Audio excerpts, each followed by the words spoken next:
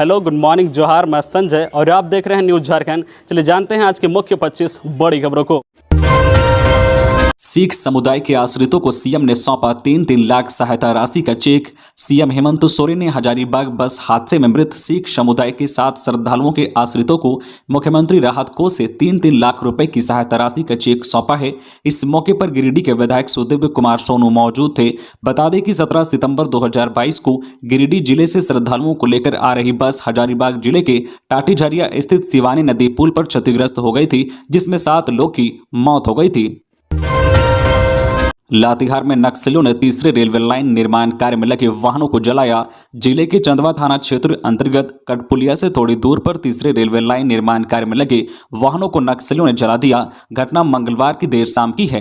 घटना की सूचना मिलने के बाद पुलिस घटनास्थल के लिए रवाना हुई। बताया जाता है कि माओवादियों ने इस घटना को अंजाम दिया है। हालांकि नक्सलियों ने किन किन वाहनों को जलाया है, इसकी आधिकारिक जानकारी अभी तक नहीं हो पाई है। जानकारी के मुताबिक नक्सलियों ने एक पोकलेन, एक जेसीबी मशीन और एक जनरेटर को जला है। घटनास्थल सुदूरवर्ती इलाका होने के कारण पुलिस पूरी सतर्कता बरत रही है।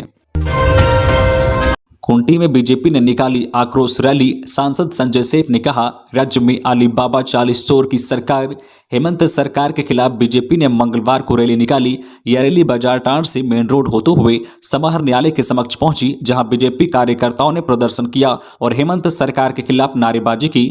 सांसद संजय सेठ ने कहा कि राज्य में अलीबाबा 40 चोर की सरकार है। जिलाध्यक्ष चंद्रशेखर गुप्ता के नेतृत्व में रैली निकाली गई, जिसमें सैकड़ों बीजेपी कार्यकर्ता शामिल हुए। जिलाध्यक्ष ने कहा कि हेमंत सरकार भ्रष्ट सरकार है। उन्होंने कहा कि जो सरकार निकम्मी है उस सरकार को बदलनी है। बीजेपी सांसद संजय सेठ ने राज्य सरकार पर निशाना साधते हुए कहा कि राज्य में 3 साल से हेमंत सोरेन की सरकार है, लेकिन पिछले 3 सालों में एक भी वादा पूरा नहीं किया गया है। यह सरकार जनहित की सरकार नहीं है। झारखंड उत्पाद संशोधन विधेयक 2022 को राज्यपाल ने लौटाया। कई प्रावधानों में बताई त्रुटियां। झारखंड उत्पाद संशोधन विधेयक 2022 को राज्यपाल रमेश बैस ने प्रावधानों में त्रुटि बताते हुए पूर्ण विचार के लिए राज्य सरकार को वापस कर दिया है। विधेयक वापस भेजे जाने के बाद उत्पाद विधेयक 2022 पर फिलहाल ग्रहण लग गया है। झारखंड उत्पाद संशोधन विधेयक 2022 में कई खामियां बताते हुए राज्यपाल रमेश बैस ने वापस कर दिया है। 28 नवंबर को होगी कैबिनेट की बैठक। झारखंड की हेमंत सरकार की कैबिनेट की बैठक 28 नवंबर को प्रोजेक्ट भवन में होगी। मंत्रिमंडल सचिवालय एवं निगरानी विभाग समन्वय द्वारा सूचित किया गया है कि मंत्रिपरिषद की बैठक रांची में 28 नवंबर 2022 सोमवार को शाम 4 बजे से होगी। यह बैठक झारखंड मंत्रालय प्रोजेक्ट भवन स्थित मंत्रिपरिषद कक्ष में होगी। बताते चले कि इससे पहले बीते माह कैबिनेट की बैठक हुई थी। इस कैबिनेट की बैठक में कई प्रस्ताव पारित किए जाने की संभावना है। लचर बिजली व्यवस्था के खिलाफ भाजपा ने किया प्रदर्शन। राजधानी सहित पूरे प्रदेश की लचर बिजली के खिलाफ भाजपा ने झारखंड बिजली वितरण निगम लिमिटेड JBVNL के कार्यालय में प्रदर्शन किया, जिसमें सांसद संजय सेठ, आदित्य साहू, विधायक CP सिंह, नवीन जायसवाल, समरीलाल, KK गुप्ता और संजीव विजयवर्गीय समेत अन्य शामिल हुए। भाजपा नेताओं ने कहा है कि JBVNL ने 24 घंटे बिजली आपूर्ति का दावा किया है, मगर राजधानी में ही 10 घंटे से अधिक समय बिजली काटी जा रही है। ग्रामीण क्षेत्रों में तो बिजली कटौती 20 घंटे से अधिक है। यहां 3-4 घंटे ही बिजली दी जा रही है। इस पर भाजपा के सांसद, विधायक व अन्य नेताओं को JBVNL के निदेशक KK वर्मा ने आश्वासन दिया है कि जल्द ही बिजली आपूर्ति ठीक हो जाएगी। तेजी से काम हो रहा है, मगर उनकी बातों से कोई भी संतुष्ट नहीं हुआ। विधायक CP सिंह ने बिजली व्यवस्था को लेकर कहा है कि राज्य में ऐसी निकम्मी सरकार कभी नहीं बनी जिसे जनता की परवाह ही नहीं है। खबरों में आगे बढ़ने से पहले आपसे रिक्वेस्ट है कि अगर आप चैनल को सब्सक्राइब नहीं किए हैं तो प्लीज चैनल को सब्सक्राइब करके बेल आइकन प्रेस कर दे, जिससे आपको झारखंड की हर छोटी बड़ी खबर का अपडेट आप तक पहुंचता रहे। चलिए बढ़ते हैं खबरों की ओर। झारखंड के हजारीबाग के स्वाधारगिरी से 7 नाबालिग लड़कियां फरार, तलाश में जुटी पुलिस। झारखंड के हजारीबाग जिले के स्वाधारगिरी से 7 नाबालिग लड़कियां फरार हो गई हैं। शिकायत के बाद पुलिस जांच में जुटी है। 21 नवंबर की रात नाबालिग लड़कियां फरार हुई हैं। सूचना मिलने के बाद स्वाधारगिरी की अधीक्षक पूनम साहू ने थाने में आवेदन दिया है। इसके बाद पुलिस उनकी तलाश कर रही है। आपको बता दें कि समर्पण संस्था द्वारा इसका संचालन किया जा रहा है। स्वाधारगिरी में पीड़ित, प्रताड़ित, निराश्रित महिलाएं व नाबालिगों को रखा जाता है। हजारीबाग के कल्लू चौक कोलघाटी मार्ग स्थित स्वाधारगिरी से 7 नाबालिग लड़कियां फरार हो गई हैं। इस संबंध में स्वाधारगिरी की अधीक्षक पूनम साहू ने थाने में आवेदन दिया है। शिकायत मिलने के बाद पुलिस फरार नाबालिग लड़कियों की तलाश कर रही है। हालांकि अब तक फरार नाबालिग लड़कियां नहीं मिली हैं। भाजपा ने हेमंत सरकार के खिलाफ खोला मोर्चा। आज बुधवार को धनबाद में सरकार के खिलाफ करेंगे विराट प्रदर्शन। झारखंड की हेमंत सोरेन सरकार के खिलाफ भारतीय जनता पार्टी ने मोर्चा खोल दिया है। बीते दिनों झारखंड सरकार के खिलाफ भाजपाइयों ने प्रखंड मुख्यालयों में धरना दिया था। वहीं अब बुधवार से भाजपाई जिला मुख्यालयों में हेमंत सोरेन के खिलाफ धरना प्रदर्शन करेंगे। भाजपा के जिला अध्यक्ष चंद्रशेखर सिंह ने कहा है कि हेमंत सोरेन सरकार के कार्यकाल में हत्या, लूट, बेरोजगारी, महिला उत्पीड़न जैसे मामले बढ़े हैं। लगातार सूबे में हत्या, लूट, बलात्कार और महिला उत्पीड़न के मामले सामने आ रहे हैं। हेमंत सोरेन सरकार इस पर रोक लगाने में पूरी तरह से विफल साबित हुई है। इसके विरोध में भाजपाइयों द्वारा प्रखंड कार्यालयों के समक्ष धरना प्रदर्शन किया गया था। वहीं अब अगली कड़ी में जिला मुख्यालयों का भी घेराव किया जाएगा। हेमंत हटाओ, झारखंड बचाओ के नारे के साथ बुधवार को हजारों भाजपा कार्यकर्ता आम लोगों के साथ मिलकर जिला मुख्यालय का घेराव करेंगे।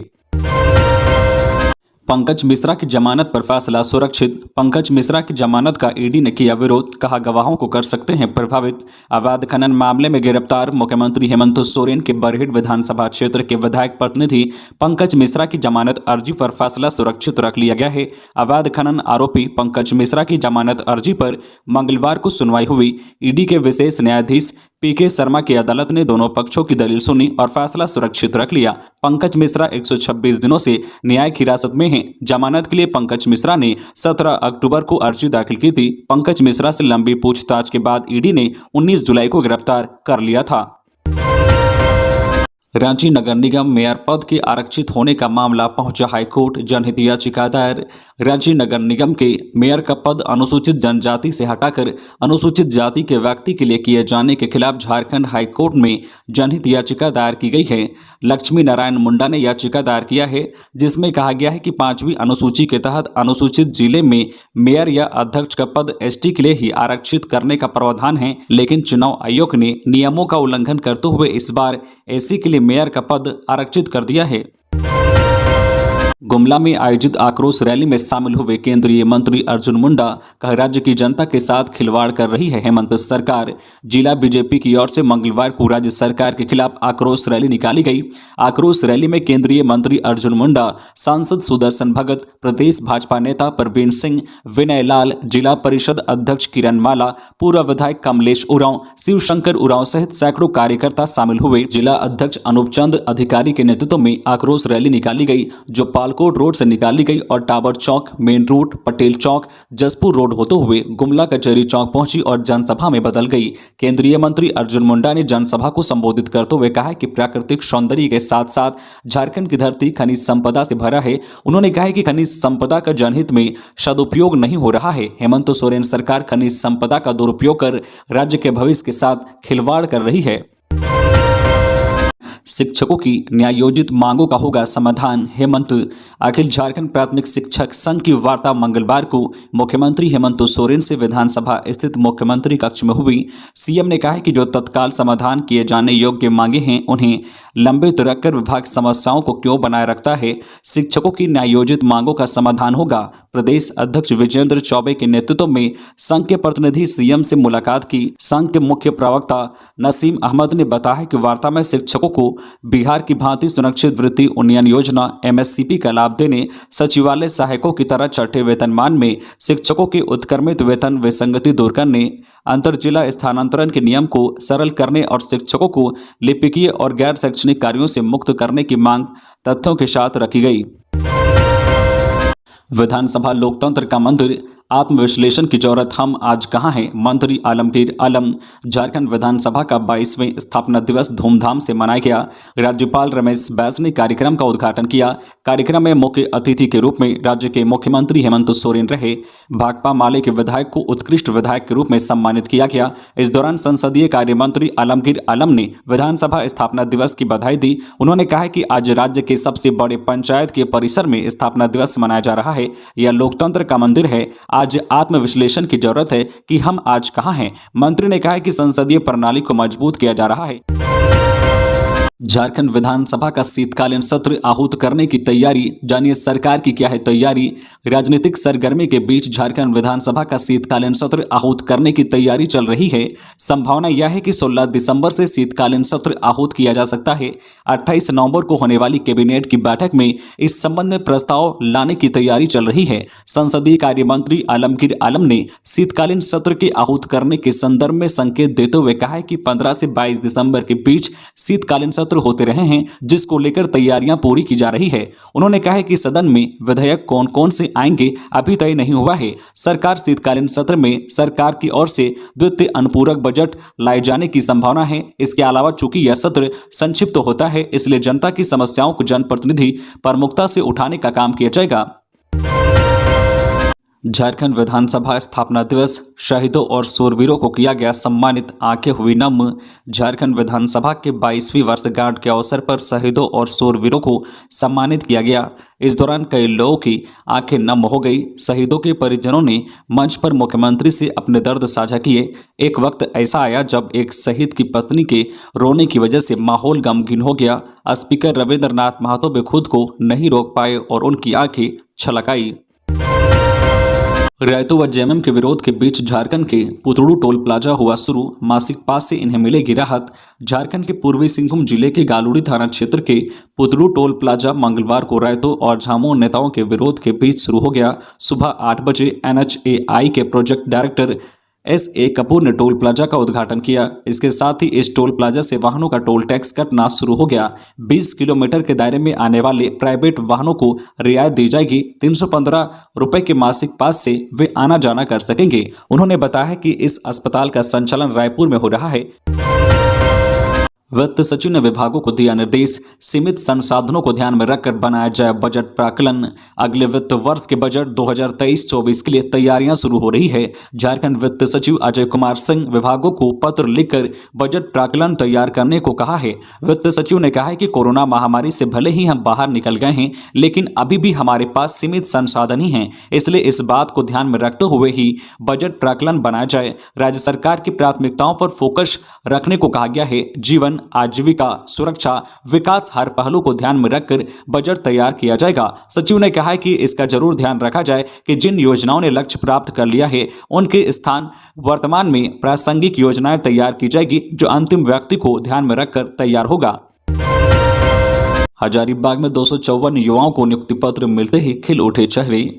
हजारीबाग के मेरू स्थित सीमा सुरक्षा बल प्रशिक्षण केंद्र के सीमा प्रिया हॉल में रोजगार मेला का आयोजन हुआ। प्रधानमंत्री नरेंद्र मोदी के संबोधन को सभी अतिथि और नियुक्ति पत्र लेने वाले युवाओं ने सुना। इसके बाद मुख्य अतिथि केंद्रीय शिक्षा राज्य मंत्री अन्नपूर्णा देवी ने सीमा सुरक्षा बल समेत अन्य विभागों के लिए 254 युवक युवतियों को नियुक्ति पत्र सौंपा। इस मौके पर केंद्रीय मंत्री अन्नपूर्णा देवी ने कहा कि नियुक्ति पत्र लेने वाले सभी लोगों से राष्ट्र निर्माण की अपेक्षा है। ईमानदारी और मेहनत के साथ कार्य करें। देश के युवाओं को रोजगार देने के साथ ही दूसरों को रोजगार देने के लायक बनाया जा रहा है। झारखंड वन विभाग में नौकरी के नाम पर बिहार के युवाओं को दिया जा रहा था फर्जी नियुक्ति पत्र। पलामू गढ़वा में दिया जा रहा था ट्रेनिंग। झारखंड वन विभाग में नौकरी दिलवाने के नाम पर बिहार के युवाओं को निशाना बनाया जा रहा था। इस गिरोह ने बिहार के 26 युवकों को फर्जी नियुक्ति पत्र दिया था। इसके बाद गढ़वा और पलामू सीमावर्ती इलाके में नियुक्ति पत्र दिए गए युवकों को ट्रेनिंग दिया जा रहा था। इसका खुलासा पलामू पुलिस ने की है। दरअसल 3 दिनों पहले गढ़वा के रहने वाले विमलेश कुमार दुबे का बिहार के पीड़ित युवकों ने अपहरण कर लिया था। इस मामले की जाँच में पुलिस जुटी तो वन विभाग में नौकरी दिलवाने के खेल का खुलासा हुआ। राज्यपाल का सीएम को सुझाव, बच्चों की दिल की बीमारी का मुफ्त में इलाज हो सकता है संभव। एक अस्पताल का किया जिक्र। राज्यपाल रमेश बैस ने झारखंड में बच्चों के लिए अस्पताल खोलने का सुझाव दिया है।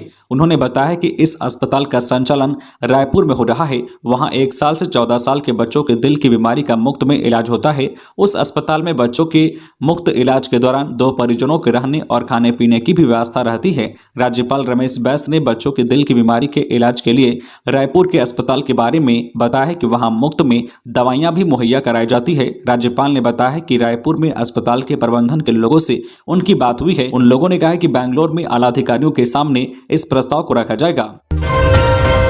उत्तराखंड पुलिस ने जामताड़ा में की छापेमारी। करीब 65 लाख रुपए की ठगी के मामले में साइबर अपराधी गिरफ्तार। साइबर ठगी के आरोपी की तलाश में उत्तराखंड पुलिस मंगलवार को जामताड़ा पहुंची है, जहां उत्तराखंड पुलिस ने स्थानीय पुलिस के सहयोग से छापेमारी कर एक साइबर ठगी के आरोपी को गिरफ्तार कर लिया है। उत्तराखंड पुलिस आरोपी के जामताड़ा न्यायालय में प्रस्तुत कर उसे ट्रांजिट रिमांड पर अपने साथ उत्तराखंड ले गई है। नारायणपुर थाना क्षेत्र के मदनाडी गांव निवासी साइबर ठगी के आरोपी श्रीदत्त पर करीब 65 लाख रुपए ठगी का आरोप है। उत्तराखंड के विभिन्न थाने में उसके विरुद्ध मामले दर्ज हैं। उत्तराखंड पुलिस को लंबे समय से आरोपी की तलाश थी। मुझे देखते ही सरयू राय ने लगाया गले। इरफान जामताड़ा विधायक इरफान अंसारी की मंगलवार को सरयू राय से मुलाकात हुई। उन्होंने इस मुलाकात पर खुशी जाहिर की है। इरफान अंसारी ने कहा कि आज अपने अभिभावक सरयू राय जी से मिला। उन्होंने मुझे देखते ही गले लगा लिया और कहा कि तुम निर्दोष हो और तुम्हारे साथ गलत कभी नहीं हो सकता। राजनीति में आपसी द्वेष नहीं होना चाहिए, यह सही परिपाटी नहीं है। लेकिन एक बात कहूंगा, तुम जिस प्रकार दहाड़ते हो वैसे ही दहाड़ते रहो। गौरतलब है कि इरफान अंसारी को कोलकाता कैश कांड में आरोपी माना गया है। फिलहाल उन्हें कोलकाता हाईकोर्ट ने रेगुलर बेल दिया है। इरफान अंसारी के साथ नमन विकसल कोंगाड़ी और राजेश कच्छप को कोलकाता पुलिस ने 30 जुलाई को करीब 50 लाख रुपए के साथ गिरफ्तार किया था। गिरफ्तारी के थोड़ी देर बाद ही इस मामले की जांच बंगाल सीआईडी को सौंप दी गई थी। खूंटी जिले के खिलाड़ियों ने जीते 22 स्वर्ण सहित 33 पदक। स्पोर्ट्स कराटे एसोसिएशन के तत्वाधान में रांची के खेलगांव में आयोजित झारखंड राज्य ओपन कराटे चैंपियनशिप में खूंटी जिले के खिलाड़ियों ने शानदार प्रदर्शन करते हुए 22 स्वर्ण, 4 रजत और 7 कांस्य पदक जीतकर जिले का नाम रोशन किया। झारखंड में बिजली आपूर्ति के संकट का समाधान जरूरी। झारखंड में बिजली की कमी के कारण राजधानी रांची समेत अन्य शहरों और ग्रामीण इलाकों में आपूर्ति बाधित हुई है। सामान्य तौर पर गर्मी अथवा अत्यधिक वर्षा के दौरान तकनीकी बाधा के कारण समस्या आती है, लेकिन वर्तमान समय में कम बिजली की उपलब्धता को लेकर उत्पन्न हुई है। इसकी एक बड़ी वजह राज्य में उत्पन्न संयंत्रों का प्रभावित होना भी है। सिकिदिरी हाइडल से राजधानी को बिजली मिलती है, लेकिन यह तकनीकी कारणों से बंद है। सेंट्रल पुल से मिलने वाली बिजली भी बाधित हुई है। भुगतान नहीं होने के कारण राज्य फिलहाल एनर्जी एक्सचेंज से अधिक बिजली नहीं ले सकता। दरअसल बिजली की उपलब्धता के लिए राजस्व के स्रोत का मजबूत होना आवश्यक है। भवन निर्माण सचिव पर हाईकोर्ट नाराज, कहा जूनियर इंजीनियर के खिलाफ तुरंत क्यों नहीं लेते हैं एक्शन। अदालतों की सुरक्षा को लेकर जो जनहित याचिका झारखंड हाईकोर्ट में दाखिल हुई थी, उस पर मंगलवार को सुनवाई हुई। सुनवाई के दौरान सरकार के भवन निर्माण सचिव कोर्ट में उपस्थित हुए। अदालत ने उनसे पूछा है कि जब उनके कनीय अधिकारी के खिलाफ शिकायत होती है तो वह तुरंत एक्शन क्यों नहीं लेते हैं। सचिव ने तोड़ मरोड़ कर जवाब पेश किया, जिसके बाद कोर्ट ने सचिव को फटकार लगाई। जब प्रिंसिपल डिस्ट्रिक्ट जज घाटशिला ने एक जूनियर इंजीनियर के खिलाफ कंप्लेन किया था तो उसके खिलाफ तुरंत एक्शन क्यों नहीं लिया गया, उनका ट्रांसफर तत्काल क्यों नहीं किया गया। इस पर सचिव ने कहा कि ट्रांसफर कर दिया गया है। तब कोर्ट ने कहा कि जब हाईकोर्ट इस विषय पर सख्त हुई तब आनन फानन में जाकर ट्रांसफर किया गया है। तो ये थी आज की झारखंड की टॉप बड़ी खबरें। इसी तरह झारखंड की हर छोटी बड़ी खबर देखने के लिए आप हमारे चैनल न्यूज झारखंड चैनल को सब्सक्राइब करके बेल आइकन प्रेस कर दीजिए, जिससे आपको झारखंड की हर छोटी बड़ी खबर का अपडेट आप तक पहुंचता रहे। तो आज के लिए बस इतना ही, हमें दीजिए इजाजत, फिर मिलते हैं नेक्स्ट न्यूज में।